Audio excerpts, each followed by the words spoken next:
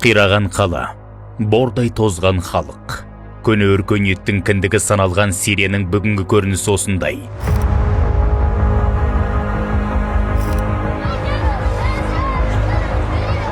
Экстремистік идеологияға арбалған тобыр мәдени жәдігерлерді талқандап тастады. Біріккен ұлттар ұйымының мәліметіне сүйенсек, содырлар салған сойқанның салдарын жойып, инфрақұрылымды қалпына келтіру үшін кемі бір ғасырға жуық уақыт керек. Басты сұрақ: бұл соғыста кім ұтып, кім ұтылды? Ваххабизм ағымдары бұлар қай елде, қай жерге кірсе де, ол идеологиялық сарынмен мемлекеттік билікке сіңудің әрекетін жасайды. Орысшалатында ползущий дейді ғой. Мынау бауырымен жорғалап жан-жаққа тарап жатқан қазақ үшін, қазақтың салт санасында қазақтың дәстүріне сондай бір залалын тигізетін сұрқия. Сириядағы соғысқа барған, джихадқа бардық дейді ғой. Солардың көпшілігі осы Ұлытау өңірінен екені белгілі. Батыс өңірде, әсіресе мынау Атырау, Маңғыстау, одан кейін Ақтөбе жақта ықпалы күшті болып тұр діни ағымның. Жусан операциясының нәтижесінде көптеген біраз азаматтарды қайтардық, бала шағасы қайтты.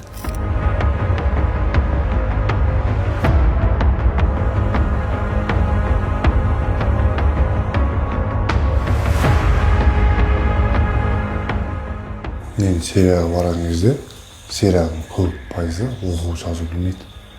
Мысалы, яғни білім жоқ, сонысымен. Олар 98 жылдан бері соғыс көріп отыр. Ояқша білім жоқ. Бұл орта ағым бұзылған. Бәрі бұзылған. Қыздары сабаққа бармайды, тек арабша оқиды, Құран оқиды, басқа ештеңе істемейді. Бұзылған. Даже сен өзің нені сұрасаң, ұлтын сұрасаң, олар білмеймін. Нені оқып арабша дейді. Бір оқимайды арабша. Өздерінің жазуын да білмейді, мысалы. 100%, 10% оқиғанша қалан 0. Мұсылмандар жақта өлімге итереді, өлімге сен соғысқа бар, жихад дейді. Адам соғысады, өледі, болды, Аллахтың алды шахид деп айтады. Мысалы, сен білмейсің ғой, Аллахтың алды шахид қылма, ол қалай өлді. Ақырында Сирияның өзінде біз бір-біріне соғысып кетті адамдар. Ақида өзгеріп кетті.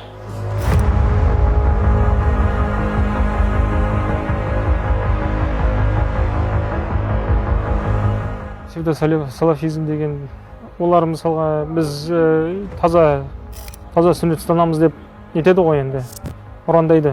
Бірақ көбісі сөздеріне, жаңағындай өздерінің сөздеріне амалдар сәйкес келмейді. Батыс жақтар мысалға деймін де, жалпы айтсақ. Соны қалай өзінің бір мақсаты ретінде қолданады ғой. Нақты Сирия аймағын алатын болсақ, қақтығыстар бәрі мысалға бір белгілі бір саяси жаңағындай көзқарас пестелініп жатқан заттар ғой. Қалай бізге үгіт насихаттады бізге. Ол жерде мұсылмандар қиналып жатыр, мұсылмандарға көмек керек деді. Біз ол кезде жаспыз ғой мысалға. Сол жаңағындай ұранға алданып қалып, біз барып көмекке деп бардық. Бірақ ол жаққа соғыс отқан тараптардың екі жағы да мұсылмандар. Белгілі бір күштер жаңағы мұнайға қол жеткізу үшін жаңағы бір-біріне айдап салып жатыр. Жаңағыны әйгілі державалардың жаңағындай нелері бар, интерестері бар ол жерлерде. Өзім көрген нәрсемен, өзіме қатты жақпайтын нәрсе, адамның денесінің үстінен өлген мәйіттің үстінен көп адам күледі, келіп теуіп кететін. Мысалы мен өзім жақтырмаймын ол нәрсені. Сол кезде мен өзім көрген кезде кетіп қалатынмын ол нәрселерден. Өйткені мәйіттің өлген адам болды, өлді. Өлген адамның денесін қорлаудың керегі жоқ. Мәйітті қойып қойып, іліп қойып, ол не керек оны? Өлген адам өлді, оны көміп тастау керек, оны не үшін мақтанып жатсың, кімге көрсетіп жатыр мына жерде оның өлгенін. Политика ғой ол жерде, как саясат ретінде сен уже, как ол жерде несінде сен жертвасың ғой, құрбан боласың, сол жерде болып жатқан саясаттың, оны кім құрып жатқанын да ешкім білмейді, оның hakkında. Әркім әртүрлі айтады.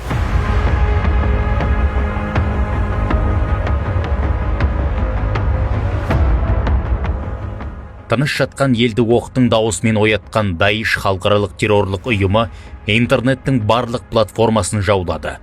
Зұлымдықтарын насихаттайтын материалдарын 20 тілде дайындады. Тілінен утамған псевдоуағызшылары ғаламтор арқылы ғаламға радикалды идеологияларын тынбай таратты. Сол заһарды әлі де шашып отыр. бірінші адам ағама, үлкен ағама сол интернеттен түсіндірген ғой осындай деп. Бір адамға себепші болып, и ол адам арқылы біз бір отбасы кетіп қалды ол жерде. Ар жақта интернетте көрген нәрсе екеуі вообще совпадать етпейтін адамдар да, екеуі ұқсамайды.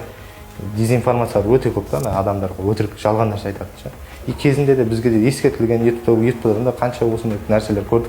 Бірақ оның бәрін түсінген жоқпыз да, кейін түсініп жатыр. Кезінде осы нәрселер барлығы негізі соның бәрі кезінде ескертілген екен ғой, біз өзіміз просто мән бермеген екенбіз ғой деп ше. Интернетте енді көбінесе мысалға постановой видеолар ғой негізінде ше, постановой.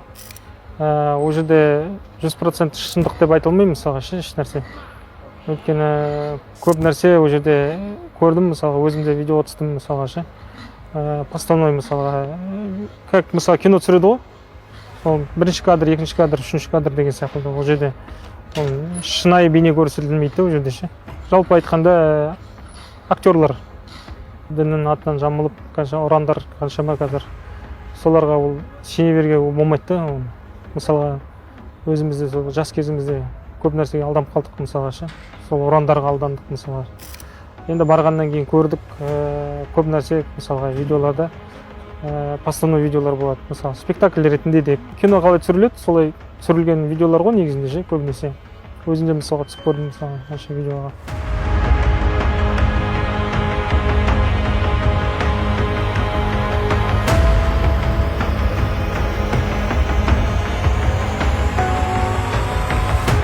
Салафизм идеологиясы такфир дейді ғой, мысалы бір-бірлерімен даже сөйлеспейді адамдар.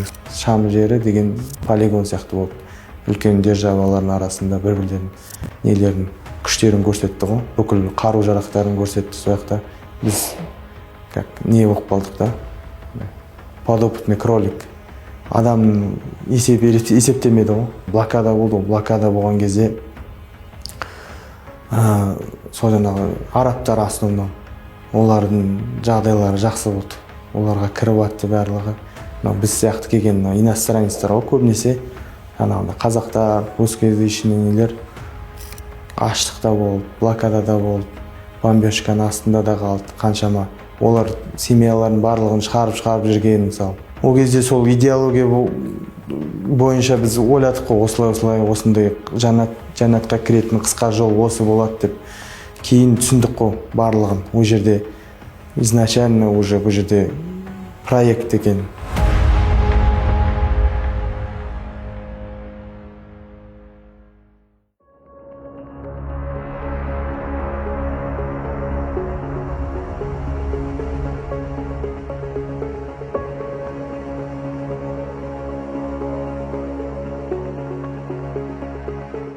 Серияда бәрі неғап кет, бірақ ұяқташа көбінесе қорқып оқиды намазды. Білім жоқ ұяқта. Исламский государство қорқады.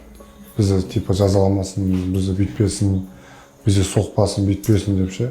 Мен көрдім, медресе балдар не үшін бермейді жас балдар. Ұяқта голубой балдар бар. Мысалы бір-бірін жатып, сондай балдар бар. Сондықтан адамдар қорқады бір-бірінен мысалы беруге ше.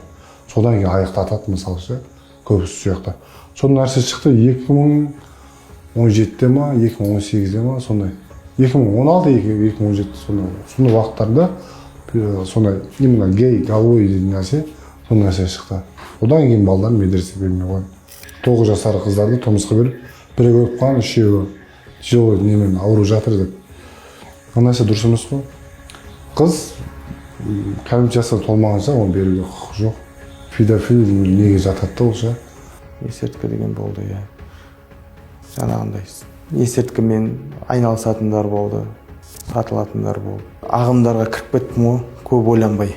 Солардікі дұрыс деп қасымдағы жолдастарым жаңағы сол уақыттары білмеймін, әйтеуір барлығымыз сол жаңағы Саудия, Меккенің нелер ғалымдары солардікі дұрыс, солардікі деп ден таза дін деп солардікі деп ойладық қой өз басымыз. Содан өз көзімізге жетті де, ешқандай ондай не нәрсе емес. Каждый өзінің нәрсесінің интерестеріне қарай сөйлейді. Осы идеология ғой, единственный идея. Осы идеология болмаса мен бармайтын едім ғой шайқа. Салафи деп айтады. Такфиризм, салафи дейді кейбіреулер. Сол идеологияны вообще дін сол жолды дұрыс деп ойлағаным сол менің қателігім да. ең басты қателігім.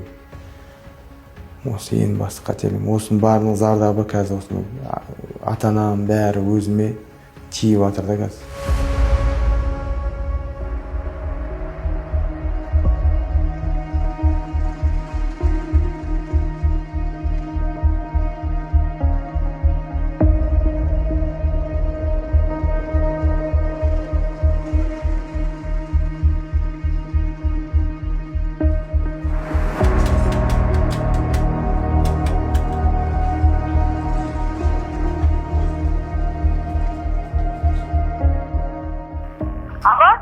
Алло, мама. Ау, жаным. Қалыңыз қалай? Жақсы, өзің қалайсың бұта? Жақсы, аман. Не істеп жатсыз? Папа қалай? Сәлем айтпасың. Ей, жаным сол. Алло, папа? Жақош, қал қалай бұты? Жақсы, өздеріңіз қалайсыз? Алла деп шүкір. Әке? Ау. Мына жақта уақыт болып жатыр дейді, сол сіздерді сағындым, уайымдамаңыздар, кешіріңіздер. Ештеңе уайымдама, Құдай қаласа барамыз ғой. Иә. Ана Ілияс сені папа деп жүр, сөйлеп жүр. Аман бол бұты. Иә, өздеріңіз уайымдама, ештеңе уайымдама, өз-өзіне қара. Аха, сау болыңыздар. Жақсы. Аман бол бұты.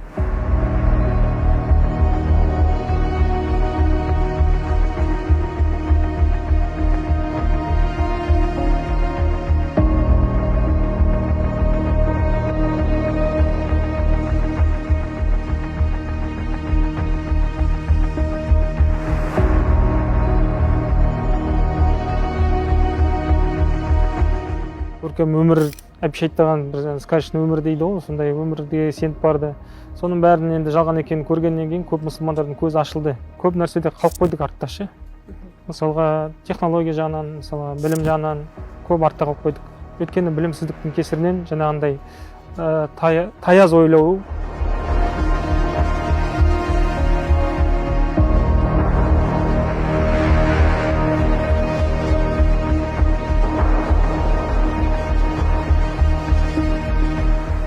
халифат құрамыз деген нәрселер болады. Олар халифат емес те, например, ислам дінді басқа нәрселер алып келеді да, адамдар вообще хайуанкершілік көп өтіп кетті ғой ол жерде. И сол кезде түсіндім да, өзі 2017 жылдары уже мынаның бәрі не болып жатыр, не істеп жатырмық біз, кім үшін соғысып жатырмық, не үшін соғысып жатырмық, кімді өлтіріп жатыр, кімге, біз не үшін соғыс жоқ, не үшін өліп жатыр адамдар, жас балалар не үшін қайтыс болып кетіп жатыр, да әлі ештеңе түсінбейтін жас балалар не үшін қайтыс болып жатыр, не үшін өліп жатқан адамдар да білмей жатыр, например. Бұның барлығы саясат екен, бұның барлығы билікке қарсы. Ол биліктің бір нәрсе, бір төңкеріс, ол билік біреуге керек болып тұр, ол жерде бір нәрселер ол керек болып тұр. Ал сен ол жерде просто саған нәрсе миыңа құйып тастаған идеология.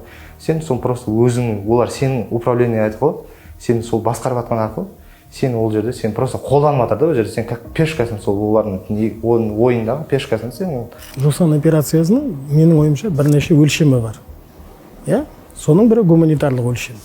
Екінші өлшемі ол Қазақстанның арнайы қызметтерінің жақсы белсенділігінің, жақсы беделінің бар екендігін қазақ дипломатиясының да жақсы жеңіс деп айтуға болады. Мен білем, осы мәселемен тек қана қазақстандық ғалымдар ғана айналысып жатқан жоқ. Шетелдік ғалымдар да қызығушылық танытып жатыр. Олардың елдерінде де осындай проблема бар. Иә? Сонда кімнің тәжірибесі озық, қандай технология қолдандыңыз, қандай психотехника қолдандыңыз, қайсысы эффекті берді, қандай жағдайда эффекті берді. Көптеген ғылыми тұрғыдан қызықты психологиялық, жалпы осы экстремизммен күрес тұрғысындағы көптеген ғалымдардың тоғысы ғой. Бұл тәжірибе өзінің нәтижесін беріп жатса, шынымен де жаңағы кезінде елін тастап, басқа елге кетіп, экстремистік, террористік күштердің қатарында болған азаматтар бейбіт өмірге оралып жатса, ол реабилитация дұрыс өтіп жататын болса, менің ойымша бұл тек қана Қазақстан үшін ғана емес, әлем үшін де пайдалы үрдіске айналады.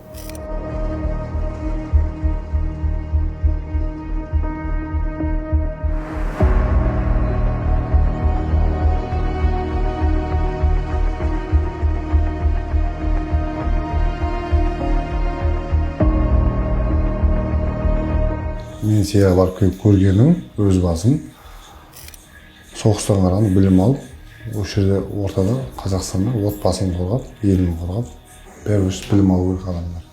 Білім алмай, олардың жетілу қиын болады ғой, сонысы бар.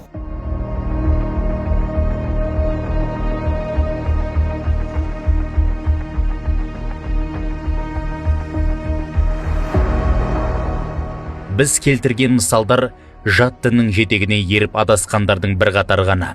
Олар өз қателіктерін кеш түсінді, бірақ қазақ ештен кеш жақсы дейді.